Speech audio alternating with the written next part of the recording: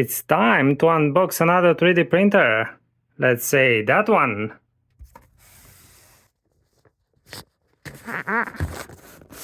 We haven't unboxed a 3D printer in a long time. And it's one of the little ones. Does it say how to assemble? Oh yeah. Does this count as filament?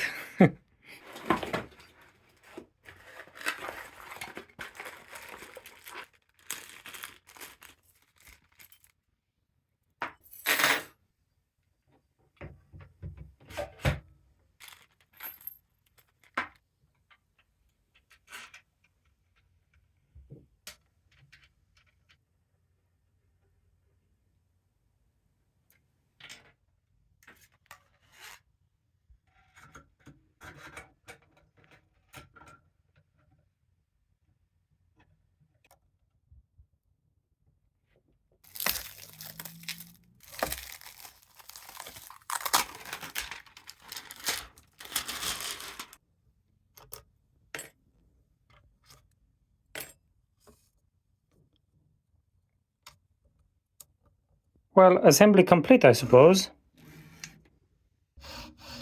I asked for PEI, but I got glass.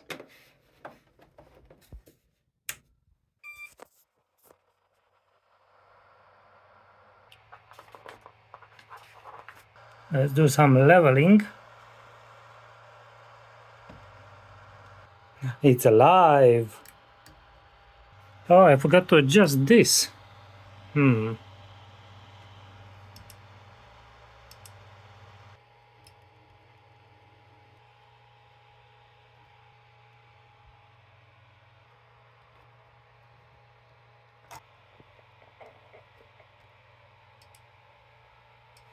Why is it so difficult to adjust this? I broke it. No. Well, alright, so I had to tighten it more because this was too long, and it turns out it was already maximum tightness, and so the screw broke. So what do I do now? I cannot take out what's left of the bolt here, and this was used for Z-homing, so I won't be able to use the printer until I figure out a solution. Alright, I should perhaps explain why I broke it. I've got here the previous version, which is smaller, but has an external power supply. Now this small one has this knob screw thing that you rotate to adjust the Z-homing distance with a switch. And we've got the same system here, only here I got the bolt broken. Seems to me like it either got stuck or it was too long, and so unfortunately I'm gonna have to fix it way sooner than I expected. Let's measure this and try to print something for it. Let's get it in place with a very manual Z-homing. Should be about here. And it's ready. This was supposed to be black. Needs to be a bit larger and black. Here it is. It's a simple shape. Let's see if it works. All right. I'm probably not supposed to do this. I need more. Let me tighten everything first. Let's see, do we preheat? Preheating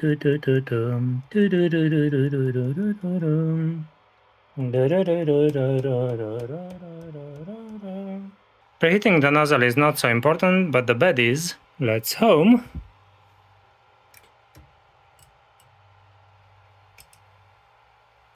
Looks like my thingy works.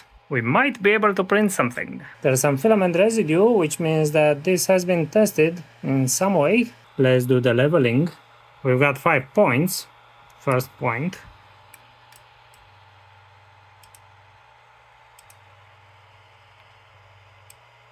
Alright. There's no automatic probe, so I guess I'm the probe. Do we do the paper thing? Haven't done this in a while, it's exciting. Gonna tighten this some more, just to be sure. Second point. Alright, one more time on the outside. And the center is grabbing a bit too much, so I guess I'll just tighten all of them a little bit. I was hoping that it being glass, it would be flatter, but maybe not. I'm glad to see that we've got belt tensioning here on both axes, which is great because the old one didn't have any way of tightening the belts. You can't even see this other one. And I did have to readjust the belt tension for this one, which was not easy. This one will be much easier. Belt tension seems fine out of the factory. Now time to add some filament. I picked this spool of Add North PLA, EPLA. I do like the looks. This is supposed to make the spool holder.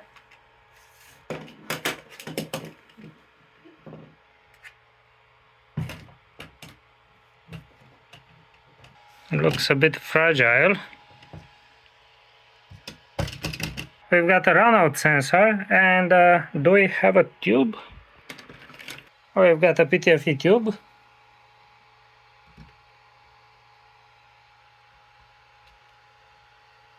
This is another improvement over the previous version. Included tool.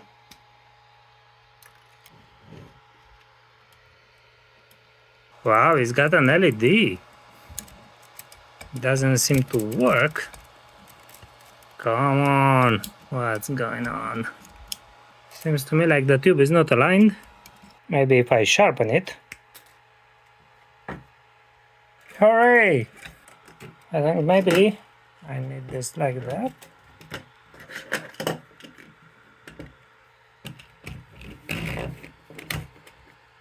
The spool holder looks a bit sketchy, but it might work.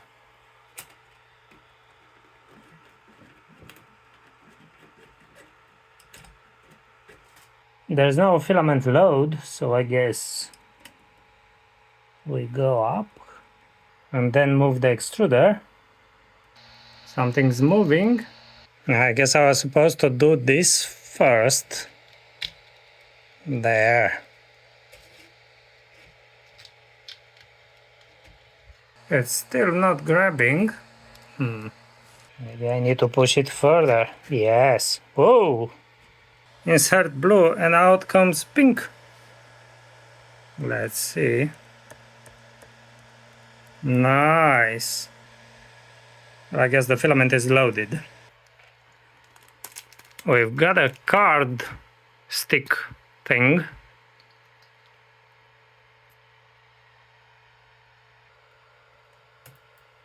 This looks like a 2D printer. SD.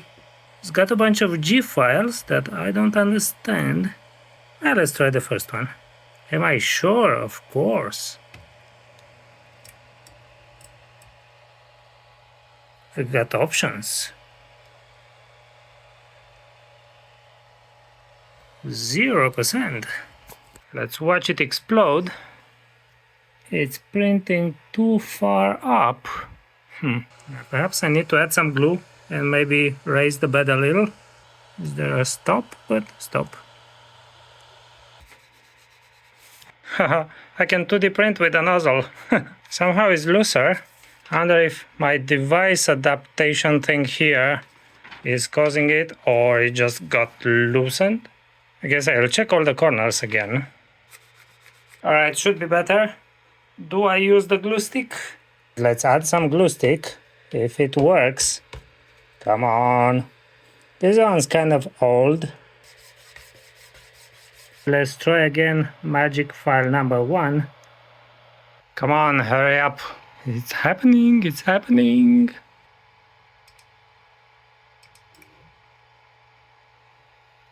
Like, it starts printing immediately. We're marking an oval shape. I have no idea what we're printing. It's very quiet so far. Oh, it's the benchy boat. Oh, we've got a tensioning thing here. I have no idea how it should be set. Maybe I shouldn't break another thing. I'll just leave it as is. We could perhaps compare it more with the previous version. So this one had a smaller bed, 180 millimeters versus 210. I'm not sure if you can use all 210 or just 200. We got the belt tensioners. This one had a rail on X and Y, while the new one has a rail on X, 2 rails and Y, and the Z rail. While here we still have the Ender-like V wheels. As we mentioned, the old one was small, but had this huge power brick that lived outside, while this one has the power brick inside, so it's really compact. This is a cantilever design, which means that we've got only one vertical pillar, and the horizontal gantry is hanging in the air here. Now this could be a small disadvantage. It probably cannot work with high accelerations because this would vibrate, but for these speeds it shouldn't make a difference. And it seems we're already a few layers in, so the part cooling fan has started, but I cannot hear it. All I hear is the power supply fan, and that one is not loud at all. The old power supply from that printer started making some funny noises from the fan. Luckily this one so far sounds much better. We've got cubic infill for the built-in model. We're printing a 200C. I'm not happy with this. Yeah, I want more temperature. Let's do 220 and see if there's any difference in the print. Now, of course, we might see a different kind of texture, but I like printing at higher temperatures. So let's see if this makes a difference. So I press the filament button and it automatically paused the print. I just wanted to see what's in there. Anyways, what happens if I go back? I need to resume. Will this make... Okay, this is not so great. Seems to be continuing. A few things I like about these printers, and the reason why I had that other one before is the small size. It also looks even smaller because it doesn't have the full frame up the top, and it's very affordable at around $200. And there is another one that is supposed to work with Clipper. I haven't got that one, but I'm really curious how they can make it work with Clipper, because that enables much faster print speeds, at least way faster than this. So we'll see if I can get my hands on one. I see here the start line is dangerously close to this clip. Perhaps I should have the clip in front. I'm not sure, maybe you guys know. One more improvement is the runout sensor and this tube that we've seen already. And the cable protection is much better versus this one. I mean, this one's not bad either. Well, this probably runs a version of Marlin 1. I remember for the KP3S there, I tried installing Marlin 2, but it's got a problem with the screen. Because it's a 2.8 screen, you cannot have any graphics you want, and the only one that I could get working was one that used landscape mode, so the image was rotated. Some people pulled the screen out and turned it over. I didn't want to mess with that, so I'll just leave it with the firmware that is got. I've got that one working with Octoprint, and I'm hoping to connect this one to Octoprint as well. It's got the USB connection here, and that way I can send prints directly from the computer. It's got a geared extruder with a smallish motor. It looks almost identical to the previous one. This is taking a while, let me speed it up. Alright, let's see.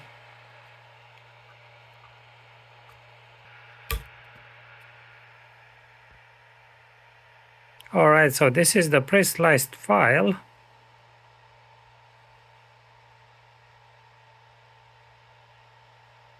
I changed the temperature about here. It's not really visible.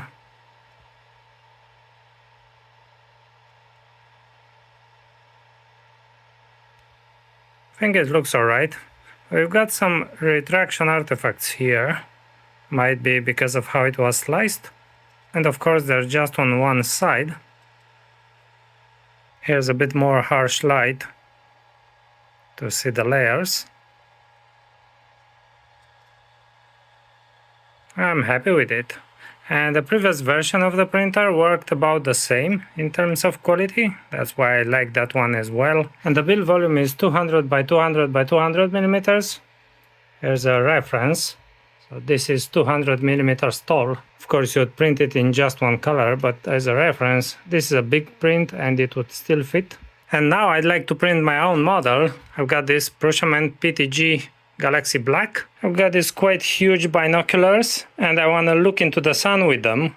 And for that I need a filter. And because I don't want to burn my eyes, I do have a solar filter, I just don't know where it is. And I made this adapter that I need printed. Let's figure out how to eject the thing. Maybe preheat it first. There doesn't seem to be an eject button. Suppose we just move the extruder out.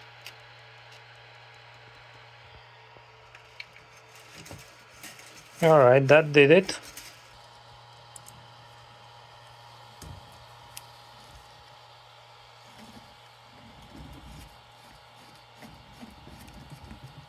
Maybe 250.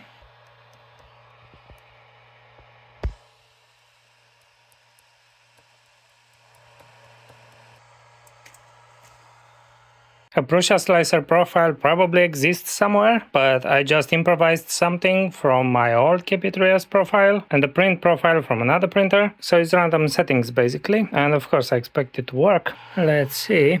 Printing. This one. I've got 85 for the bed. I hope this printer can do 85 on the bed.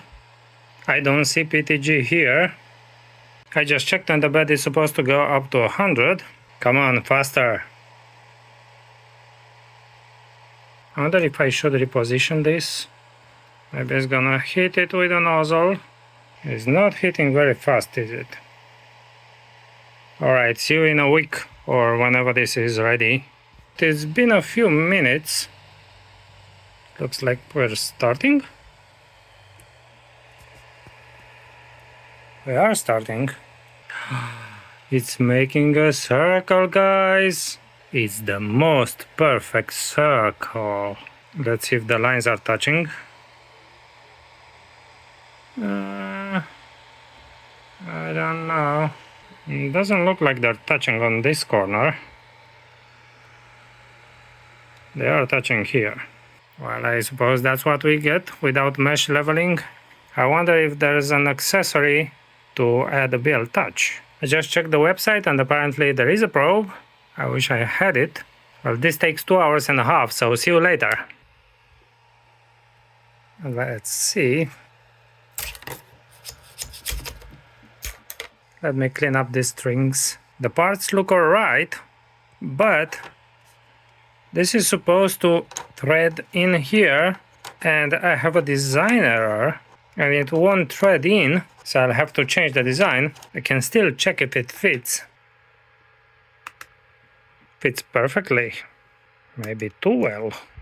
Here's the bottom surface. I think it looks pretty good. This is the worst part, I think. Still good. Here's the better one. And I printed new ones.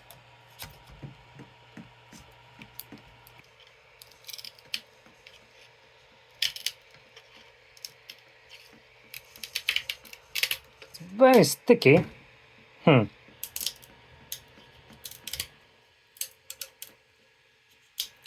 That's why I prefer the PEI sheet. Alright, I cleaned them a bit. It would seem that the first layer was too low and it got really stuck to the build plate. I didn't double check the first layer, I thought it would just work. I noticed this thing here. I'm not sure what it is, but it's like a filament buildup that fell here and damaged the model a little bit. And this is part of a thread, so I'm gonna have to clean it up. Now the thread for the other piece looks fine. Here's the seam. I can feel it. It's not particularly big, but I guess it could be tuned. I don't normally tune these things. I'm gonna try to remove this bump in the thread. Should be fine. Let's check the thread.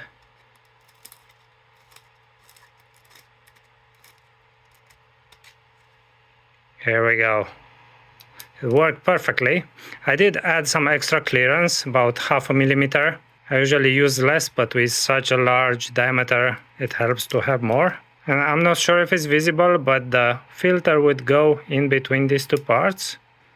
So if I unscrew this a bit, I can see this gap. I would add a filter there and then close it. And I would need 2 of these. So let's check the first layer distance. Oh, I see how it happened. I calibrated the first layer for PLA, but for PETG we're using higher temperature. In this case it would be 85 instead of the 60. And this surface will slightly bend differently depending on the temperature, so I might have to adjust it a little bit. And I keep forgetting about this because my other printers have a probe.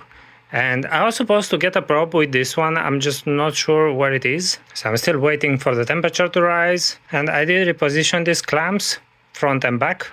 Might be better. Now, while we're waiting, I did notice that the inside here is not smooth. Like there are tiny bumps that I can feel with my finger. Like here's one. They are tiny, but they are there. I'm not sure why this happened. And of course this is PETG, so it's a bit more difficult to print on this kind of printers, especially because they don't have a full metal hot end. I suppose they still in theory can print it, and many of the printers now they use it. It should be easy to upgrade. I believe this one is not using full metal hot ends because it's spec'd at 250, 260 Celsius, and that's usually the limit when you don't have a full metal hot end. And it's been a couple minutes. I'm still waiting for the temperature to settle. I would want a couple of upgrades that they offer already in the store. One is the PEI sheet, and I believe that comes with a magnet surface. And that one would come instead of the glass, and it would be flexible like this. So it's much easier to remove prints that get stuck on it. And the other one is the 3D Touch probe, which is a clone of the Build Touch, and that one measures various points on the bed and compensates for its unevenness. You would still first have to adjust from here, but this would be only a one-time thing, but afterwards it would read and compensate for the surface unevenness, and the first layer would always come out perfectly. And the third upgrade would be to open the extruder and replace the heat break for a full metal heat break. I'm kind of assuming it's possible to do and would be helpful, especially if you print a lot of PETG. And for printing with PETG, I do recommend using a dry box so the filament doesn't absorb moisture. Alright, this is heated, let's home it. I've got a bubble here. It's grabbing a bit too much. So I'm thinking just tighten all the corners a tiny bit. And now I'm gonna print the other model that I'm gonna use for the template.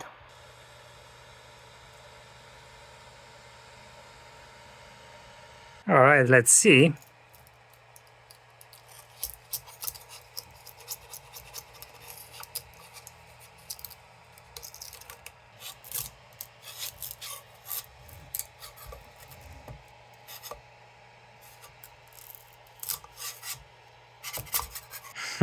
I have the drawing from the previous print. In the meantime, I found the sun filter. It's just a very dark film. You can look at the sun through it. And I'll use this template to cut 2 circles. But first I need another one of this, so let's try one more print. How's it going? What is this? Something here. And something here. I'm not sure how this happened. Oh, I know. It's leaking. See? There's material leaking from above the nozzle. I'm gonna have to tighten it better. Slowly but surely. I'm thinking now maybe I should lower the bed further. That way it wouldn't be so difficult to remove the prints. And by magic, it's been about 10 days since we filmed the previous part. We just got back and now I want to work on this more. I've decided I won't be modifying it, even though we did have a leak. So I'll try to fix the leak. Where's the nozzle? So I'll try to tighten it and see if that fixes it for printing PETG. I'm heating it up and there's this wrench included. I'm gonna pull out the old filament. Let's see if I can tighten this. It rotates together with the block. I've got another wrench, but that's for something else, I suppose. I've got something better. Now, this is a bit risky, because we might cause a short. Let's see.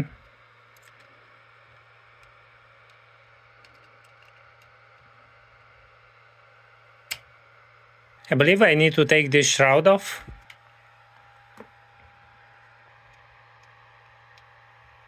Looks like this shroud is 3D printed and a bit stringy inside. There's an artifact on it, maybe they pushed it for production speeds. Let's try again with the tightening.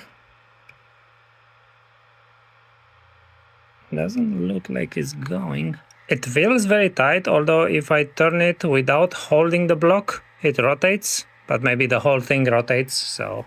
Well, I did tighten it a bit. You can see the residue that came, I assume, from the thread. So there's a heat break that comes down and screws into this aluminum block, and the nozzle screws up into it, and there's a heater that hits everything.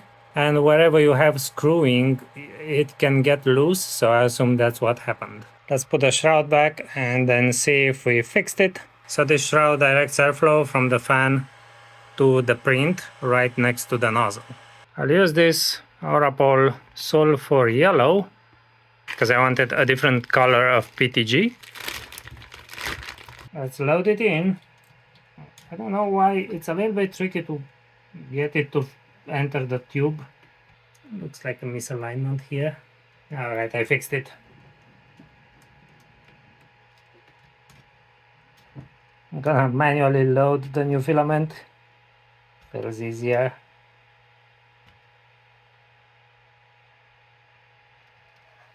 I'll have to redo the leveling.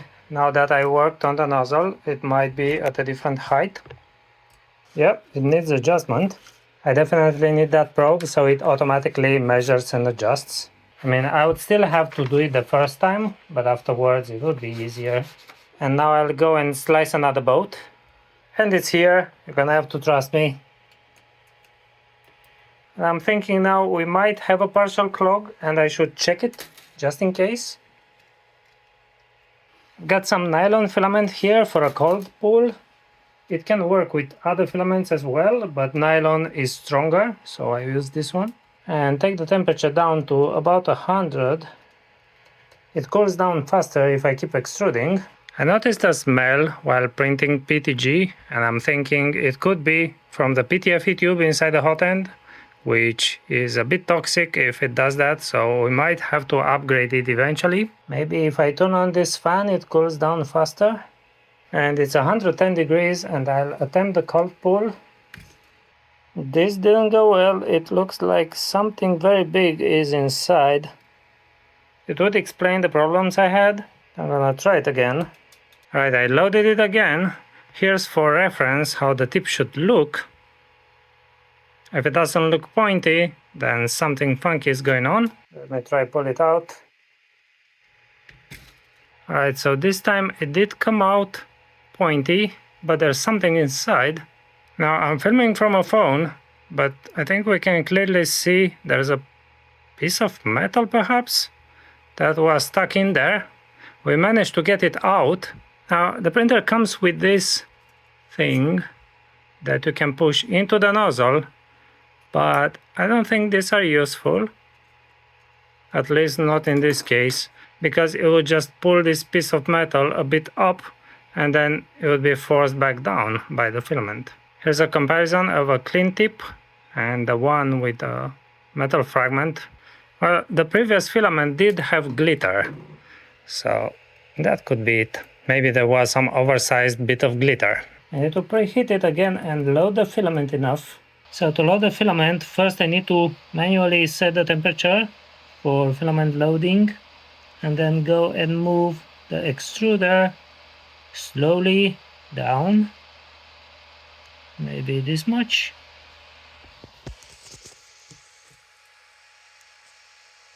Here we go. It's extruding much cleaner.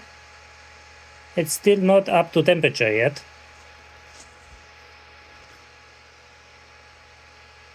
I'm quite happy with this. This is gonna be a long print, about 5 hours. And we're not starting, we are starting. Let's see if the first layer is set correctly. I can't really see, but there should be no gap in between the lines. We are too high, so I'll try to adjust it on the fly. Might make a mess. Yeah, still too high. So what I'm doing is just unscrewing this a tiny bit. Whoa, I'm going the wrong way. I should be screwing them a tiny bit. All of them at same length. And that should, in theory, move the bed up. I think it looks better, maybe a little bit more. Still needs a bit more. Right, so the first layer was clearly wrong, and I tried to adjust it on the fly in the wrong direction. So I'll try to adjust all the knobs the same amount. Let's try again. All these steps wouldn't be happening if I had the probe. I hope. I think we're too high. Still too high. I think I'm happy with the new setting. Might be a little bit too low, but I'll start it again just to have a clean first layer. There's residue. This should clear up. Well, we are starting, and I'm happy that we did unclog it. It's sometimes very difficult to tell if there's a clog, and the clog usually comes from the material. The filament pellets could be contaminated, or in the case of glitter filament, that might be a slightly too large piece of glitter. Anyways, first layer looking good. See you in 5 hours. Correction, it's been only 1.5 hours. The print is mostly looking good. There is this thing that we've seen before. I'm thinking now that I haven't cleaned the nozzle from the residue on the outside, so that could be it. 4 hours. Boat is finished. Can I? I don't want to break it. We've got this thing here. This could use a bit of cleanup. There's a bit of a pattern here. This has been printing like this, so it's a steep overhang. So I think it's pretty good for that angle. And it opens. We can store here that spring that I removed from the broken part. Ta-da! I guess this was from the dirty nozzle, but I'm not sure. I don't see any more of those issues, but I want to clean the nozzle. Well, I have to preheat it first. Okay, so remove the filament. Clean the nozzle. So there's no more residue on it. I think we're good. And we're gonna do one more print with this Filamentum PTG. I found this whistle thing. We'll see if it works. I'm slicing it with Prusa slicer. I improvised the profile because I don't have one right now. 6 hours. Whistle. Looks like I need to level it again. I'm not sure what's happening. Oh. Why is it pressing into... Well, anyways. This is stuck now. Perhaps I should shift this over to someplace else. Alright, that's better. We are starting. Well, it finished, but it didn't print much. It looks like, did it get bent here? So I used this box and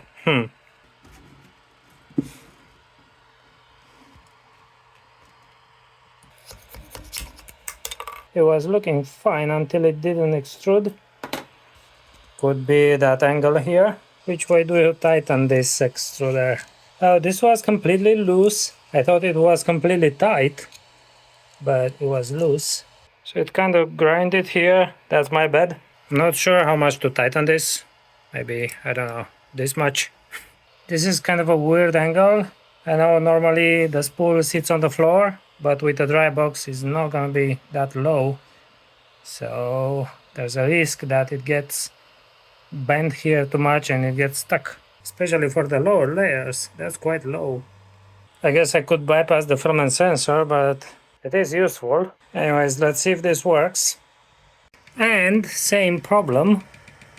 We're printing in the air. Again, it got bent here. I can't even pull this out, so for sure the problem is here. You know what? I'm gonna cheat.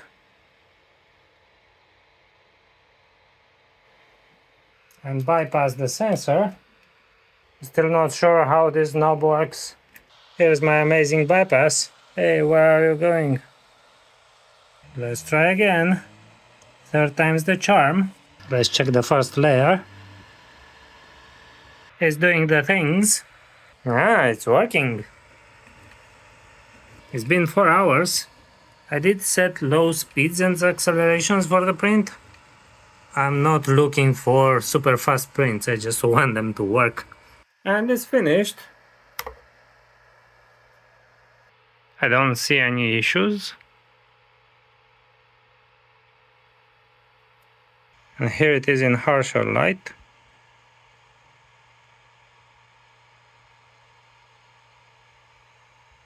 This is some sort of a flute, but I couldn't get it to sound like a flute. All I got is this.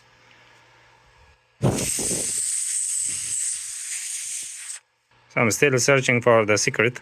So we spent some time with this printer. We printed these PTG parts, plus the binocular adapter that I don't have here anymore. And we've got the pre-sliced PLA print. And I should have mentioned that I'm not getting paid for this video, but I did get the printer free of charge. I've been looking forward to using this printer for a while because I like the previous version and I like it that they're more compact than most printers. In conclusion, I've got some positives for this iteration of the printer. The build volume got bigger to 200 by 200 by 200. This should be enough for a lot of prints. We've got 4 linear rails, we've got bed tensioners. We got it to print alright. There's a runout sensor, we'll get back to that one. Although the hot end is not a V6 as far as I can tell. The radiator is bigger, the nozzle is slimmer. There's a USB connection for connecting to Octoprint, for example. I haven't tested this particular one with Octoprint. So far I'm happy with it because it's a very affordable 3D printer if you're on a tight budget. There are still things that I believe should be improved. We had an issue with a Z-alignment screw that I broke. I'm still not sure how it was supposed to work. I think it was just the wrong size, but I couldn't figure that out in time and I broke it. I did print an adapter, but for that I needed another printer. Then there's the position of the runout sensor. It does work if you use these things for holding the filament and it just rolls up. But if you use any sort of dry box, then it's gonna kink right here like that. And then you won't be able to pull it through the sensor. It's gonna stay like this. And it's worse on the first layers where the gantry is low. Let me get it down. Yeah, so it's this low. I don't find these rollers ideal because the spool could come off. It could be that there's just a little bit of filament left and is not heavy enough to sit in those grooves, then it can fall to the side. Here's a spool. This one is not even skinny. Some are way skinnier. It does work, but sometimes the filament can bind just a little bit and that's enough to tip it over. The part cooling fan is blowing for only one side, but I haven't seen any cooling issues. Usually you would see some cooling issues on one of the sides if there's something wrong with cooling. We did have a partial clog on the extruder. There was a fragment of something stuck in the hot end that could very well come from the glitter filament. We got a pneumatic coupling here for connecting the tube. If there were another one at the bottom, which there isn't, then I could connect yet another tube to the box and solve the issue. I'm not a fan of the glass because it's harder to remove large prints from it.